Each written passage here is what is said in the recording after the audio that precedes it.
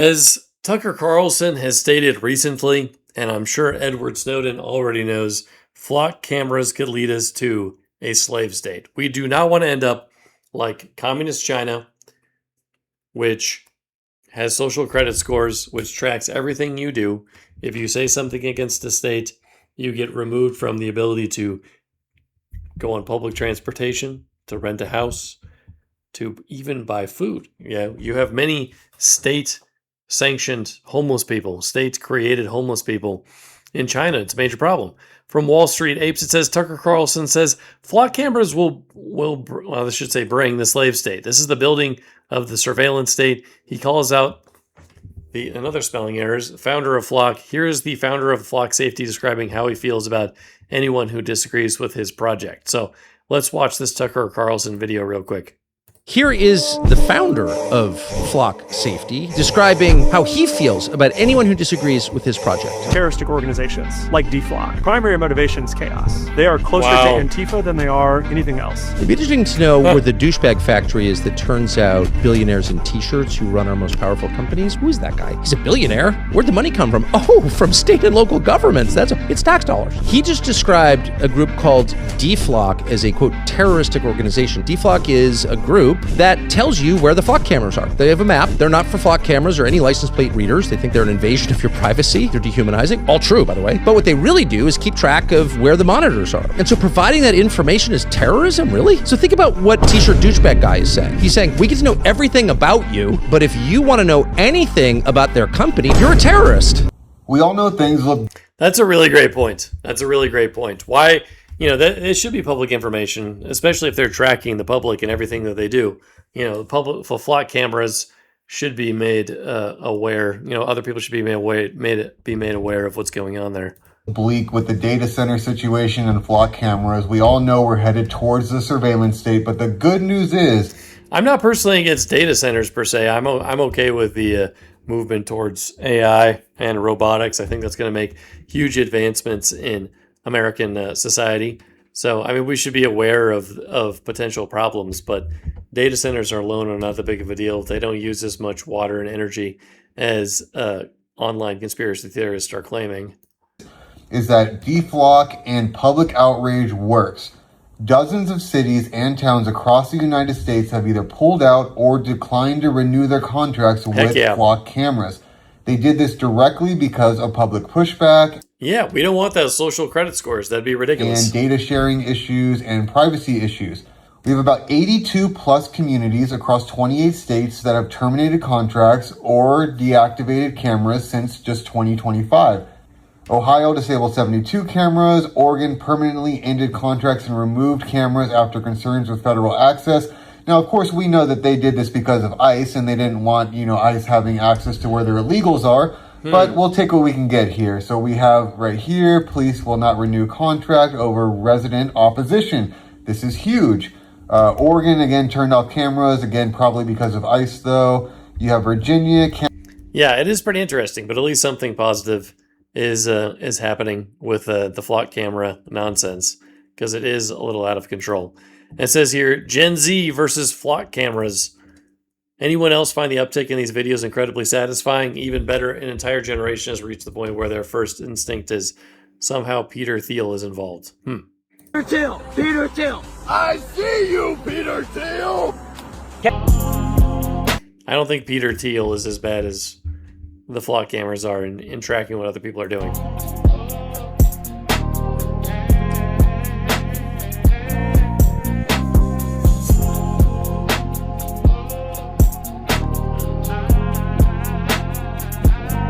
Again, we don't condone criminal behavior on this channel, so make your own decisions about what to do in life.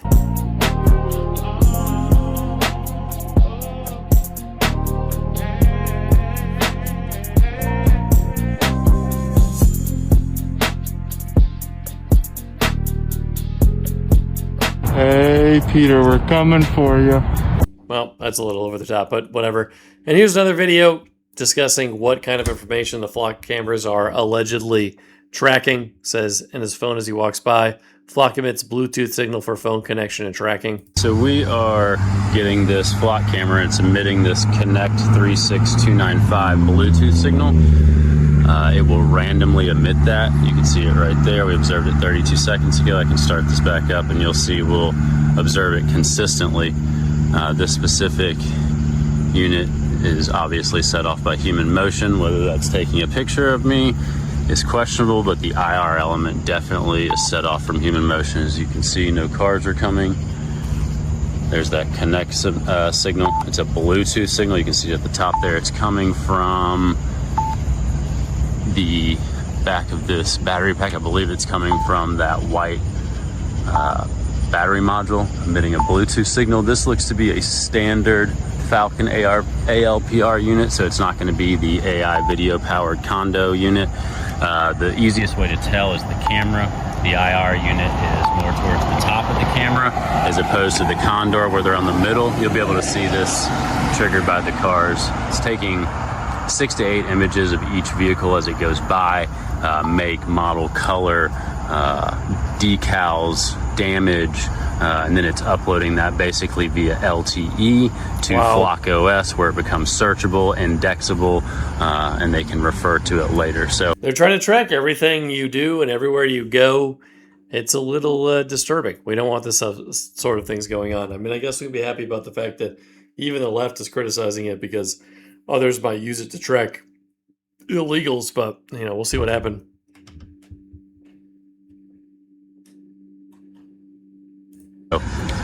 Very extensive system. Again, we're picking up that Connect 36295 signal coming from the, what I believe is the BLE battery pack, or the battery pack on the back of here giving off a BLE signal. All right, so that's pretty interesting. So these people are trying to control what others do. The government generally needs a warrant to access historical cell site information from a cell phone provider. This data tracks a person's movement over time, and accessing it without a warrant violates the Fourth Amendment because individuals have a reasonable expectation of privacy and the comprehensive record of their physical movements, which is understandable. I mean, you can't just be tracked like this other guy said all the time, and that's stalking. All right, you can't support stalking. What the heck? Here's another great video from Edward Snowden. I don't think he's made public comments on flock cameras specifically, but he is, commenting, on the way that the state is trying to track what you do. So let's check that out. What they call the social credit system. If any of these family photos, if any of your activities online, if your purchases, if your associations, if your friends are in any way different from what the government or the powers that be of the moment would like them to be, you're no longer able to purchase train tickets. You're no longer able to board an airplane. You may not be able to get a passport. You may not be eligible for a job. You might not be able to work for the government. All of these things are increasingly being created and programmed and decided by algorithms.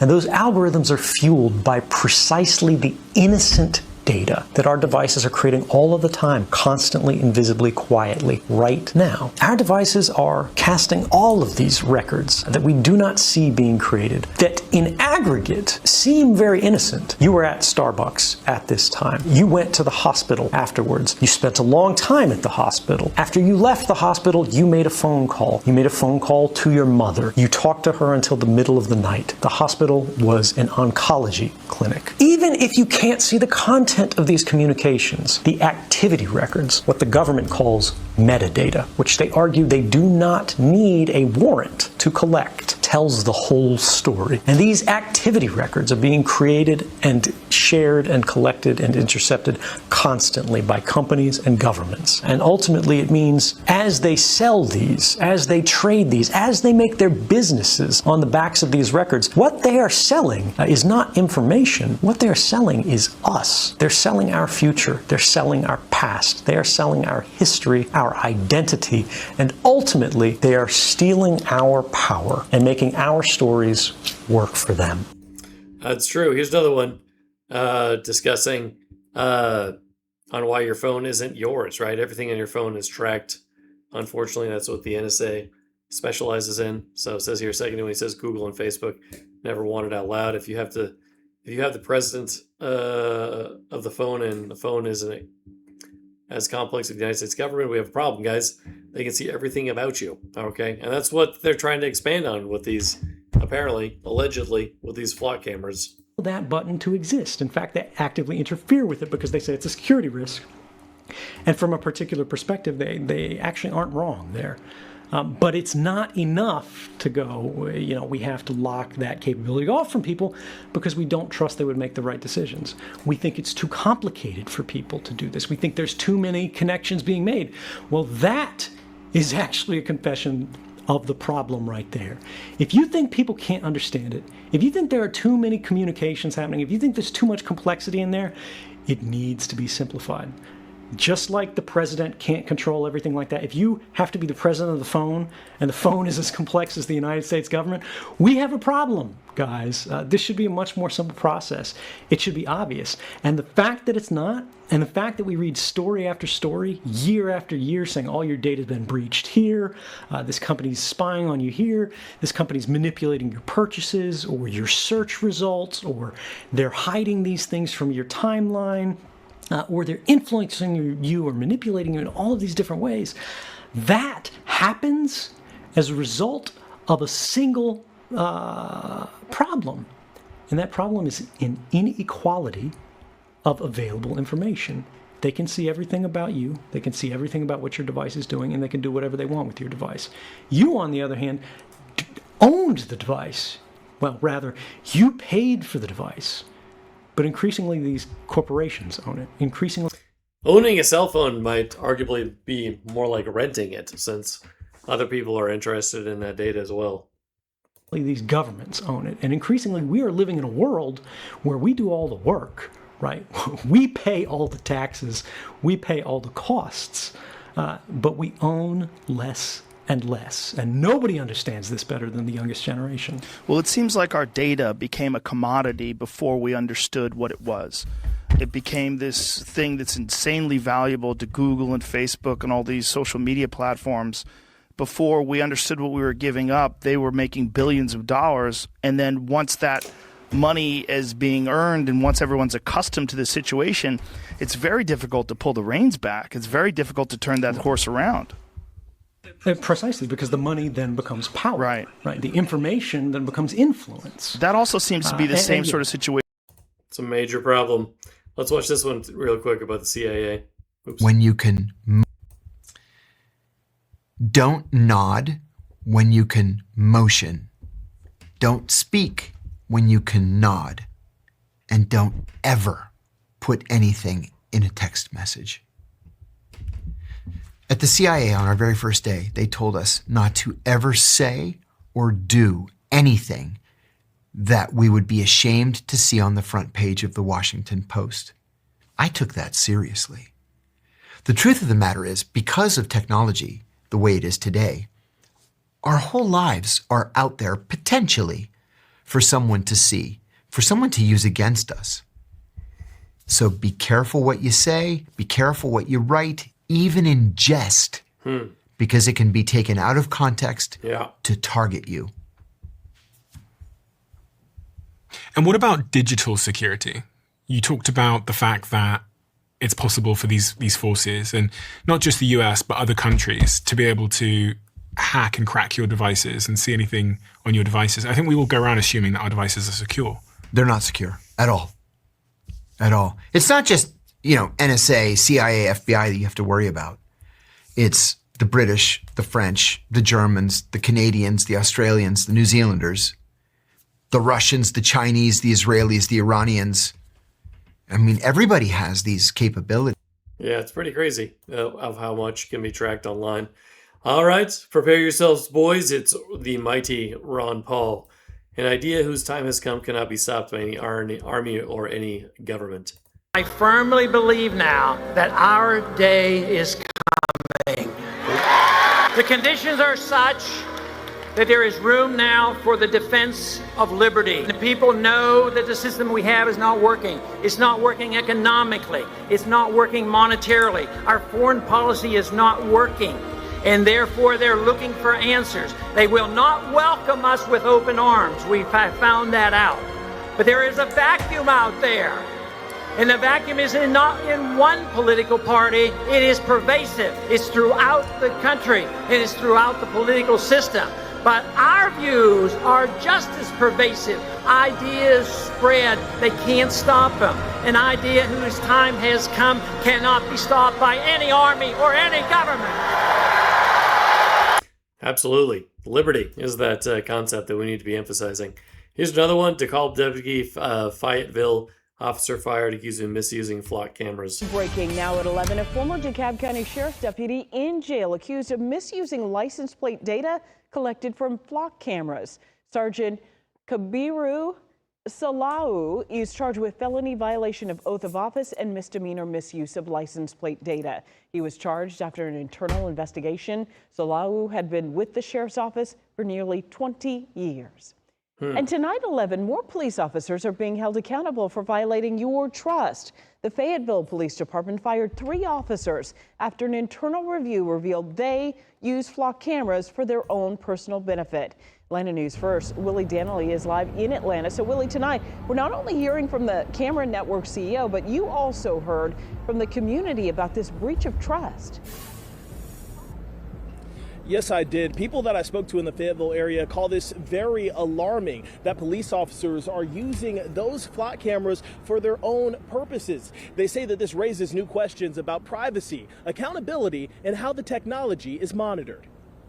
For many, flock cameras are supposed to make communities safer. But after 3 officers allegedly abused the system for personal reasons, some residents are questioning whether the technology has enough safeguards. I don't think they should be misused for personal use or any other use unless it's for a legal reason. According to the Fayetteville Police Department, the officers improperly used the license plate reader technology to look for relatives and acquaintances. Actions the department says fell outside of the scope of their duties. Now, some residents are calling for stronger oversight. They should be for that specific purpose.